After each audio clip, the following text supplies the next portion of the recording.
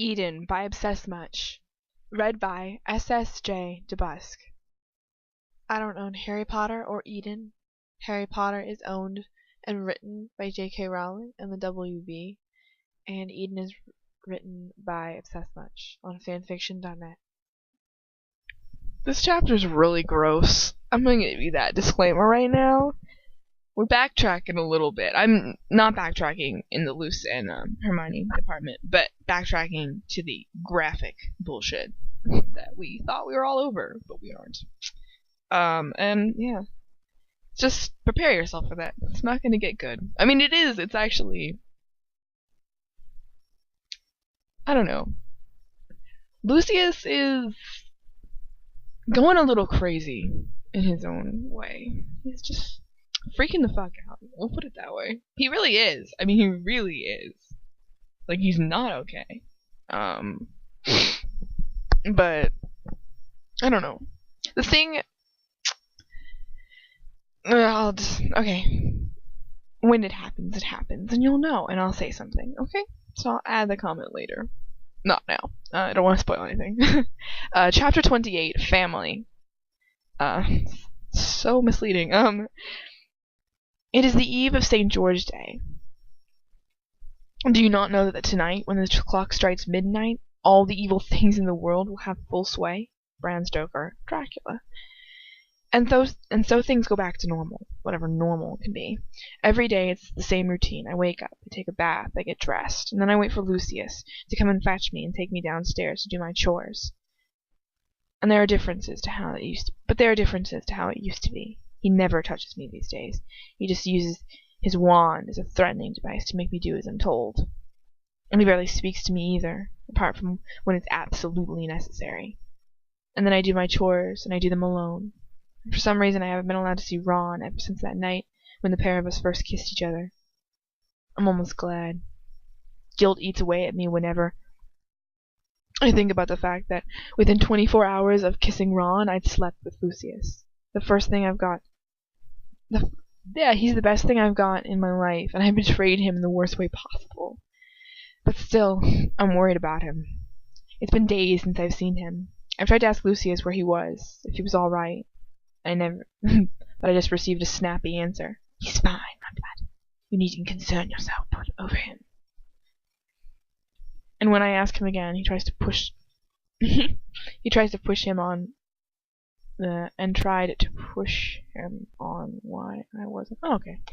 And when I tried to ask him again and tried to push him on why I wasn't allowed to see Ron, I received only a punishment for my troubles. A day without food. Ha! Not torture, because he can't torture you, because he can't stand it. Sorry. I don't know why he won't let me see. Yes, you do know why he won't let you see Ron. Come on.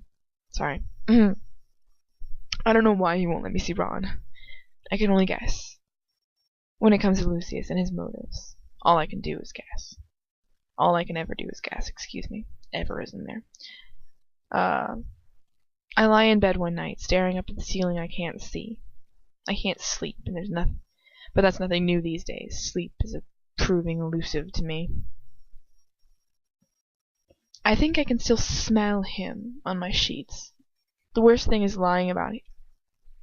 about lying here awake after night is after a while I start to wonder why he hasn't come back for me. Perhaps that he just got what he wanted. He doesn't need me anymore. Perhaps that's it now. Perhaps he's finished with me, and now I'm just an inconvenience to him. Once again, the irritating mudblood. He has the misfortune of being lumbered? Okay, lumbered with a small shifting noise. Ooh, it's so intense. I flick my eyes over to the corner of the room, my heart thudding in my ears. Perhaps this is it. Perhaps this is the night he'll finally come back. Finally, Hermione? I wait, and I press my eyes open into the darkness, holding my breath, trying with all my might to listen as carefully as I can. Nothing. After what feels like forever, I give up and close my eyes, giving up on whatever I just heard. I need to go to sleep. I scrub hard at a silver candlestick, my legs going to sleep from sitting cross-legged for so long. This is my chore for today, polishing silverware in the parlor. There are all sorts of strange old things I have come across, music boxes, ornaments, cutlery. The old Hermione would have been pretty interested in the things, and having a proper look at them all. But now this is just something I want to get done. It's just monotonous to me. Pick it up, clean it, put it back. My fingers are aching like hell. They've cramped up so many times I've lost count. I pause for a moment, closing my eyes, and I let my breath out in a sigh. What is the point? What is the bloody point? I push that thought down. I need to get this finished. I open my eyes again and rub hard on the candlestick, absent-mindedly humming to myself. I feel so lonely. I refuse to believe that I miss Lucius. No. It just has to be basic human contact I want. Nothing more. But still, I'm just so lonely. I feel as if I could die from this loneliness. What if he's just finished with me? I know I should be glad if he is, but I can't stand it if he was.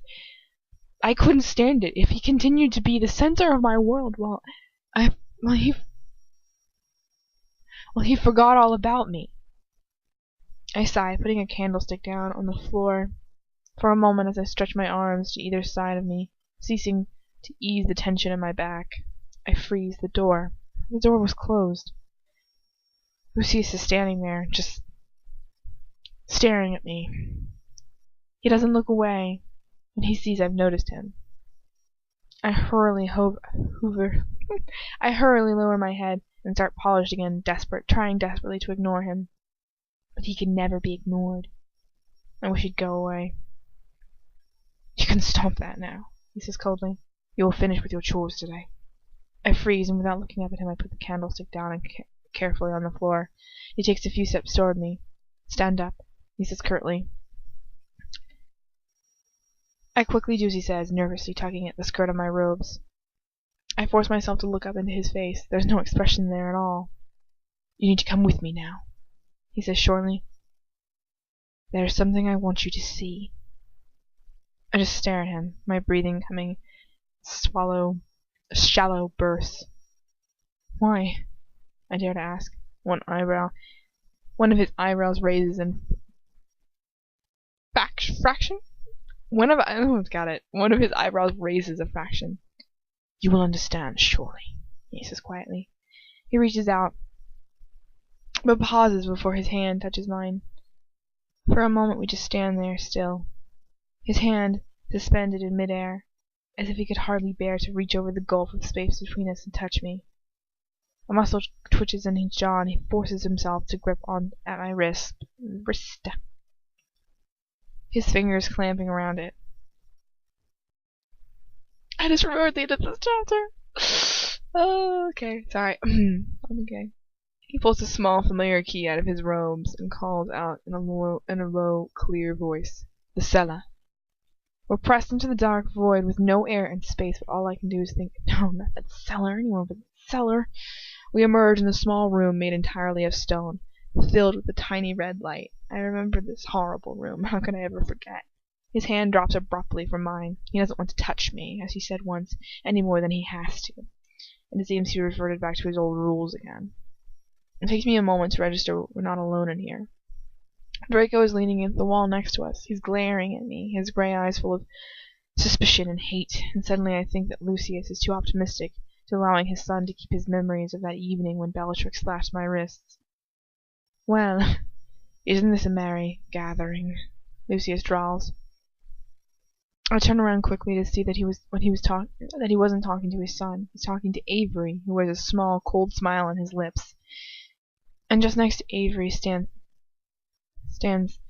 Ron. Smiles at me shakily. Yay, Ron! My only happiness in this book is to see Ron. I'm so excited. Only horrible things happen when Ron's around. Actually, he's a pot stirrer. I mean, he's not really a pot stirrer, but there's nothing like you witness something and you hear Hermione but then actually him trying to be like, there's something going on, it kind of cements the fact that there totally is something going on. I don't know, it makes it real, you know what I mean?